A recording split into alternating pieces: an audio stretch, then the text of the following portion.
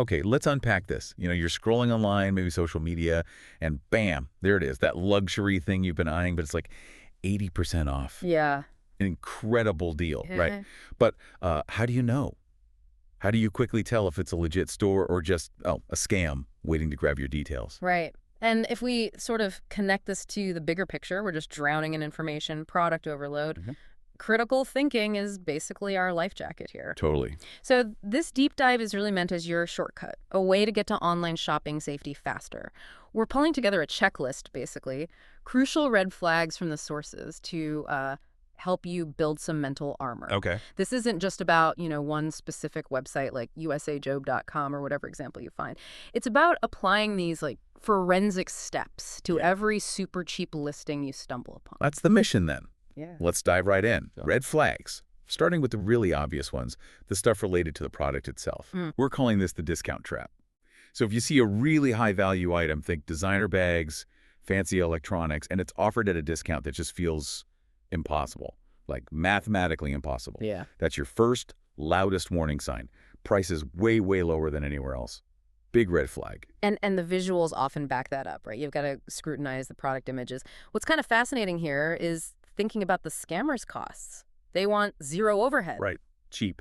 So if the photos look blurry, maybe poorly cropped, or you get that feeling they're just copied from another site. Yeah, like lifted straight from the real brand. Exactly. That's a massive clue. They aren't going to shell out for decent photos of products they don't actually have. Okay, so price feels wrong, photos look suspect. Those two things together. Already a pretty clear pattern forming. But what if the website itself looks pretty slick, professional even? How do we check the actual business legitimacy? Let's talk transparency. Yeah, this is where we make the scammer work a bit harder, where they have to invest time and infrastructure they probably don't have. Every legit store should pass what we call the About Us test. Okay. They need to share real, verifiable details, a proper company name, a physical street address, maybe something about how long they've been operating. If that About Us page is missing, or it's just full of, generic fluff about loving our customers. Vague stuff. Be suspicious. Very suspicious. And critically, contact verification. They need to list like a working phone number and a professional business-specific email. I'm genuinely curious about the email part. Yeah. Why is that such a big deal? Think about it. A generic email, something ending in at gmail.com or at yahoo.com, it just screams lack of corporate setup. Ah, okay. They haven't bothered to register their own domain for email. And even more important, that physical address they list. Take 30 seconds. Use Google Maps. Yeah. Verify it. See where it actually leads. Does it point to a real office or warehouse?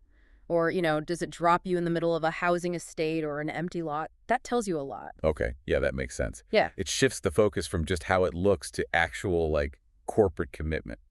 So our last set of red flags looks at reputation and longevity. These seem like the hardest things for a scammer to fake. Definitely. First up, reviews. You absolutely cannot rely only on reviews posted on their own website. Yeah. That's just marketing, right? Not real proof. Exactly right. That's controlled territory. You have to go off-site, look for genuine customer reviews on third-party verification sites. Think Trustpilot, SiteJabber, maybe even Google reviews sometimes, places that are independent. The volume of reviews matters too, doesn't it? Oh, hugely. If a website claims to be selling thousands of products but has zero reviews anywhere, or maybe just 5 really vague positive ones all posted last Tuesday. Yeah, sketchy. That caution light should be flashing bright red. Okay. This leads us to maybe the ultimate hard-to-fake signal, site age. You can actually check this, right? Use the domain checker tool. Yep. And we don't mean you need to be some tech whiz. There are simple, free online services for this. You just plug in the website address. And it tells you when it was created. Exactly. And here's the core insight, really. A scammer can whip up a beautiful-looking website template in a few hours. They cannot magically buy a domain name that's 5 years old and has a history. Wow. Longevity is probably the best confidence indicator. It shows they've actually survived the test of time and, commerce. So if the site was created last month and has 0 real third-party reviews... The conclusion is pretty clear. Walk away. Just walk away. So what does this all boil down to? Before you hit that buy button, especially on those amazing deals, you just have to do your homework. Check these details we've walked through, every single one. It's your essential safety step for shopping online. And this brings up an important point, too.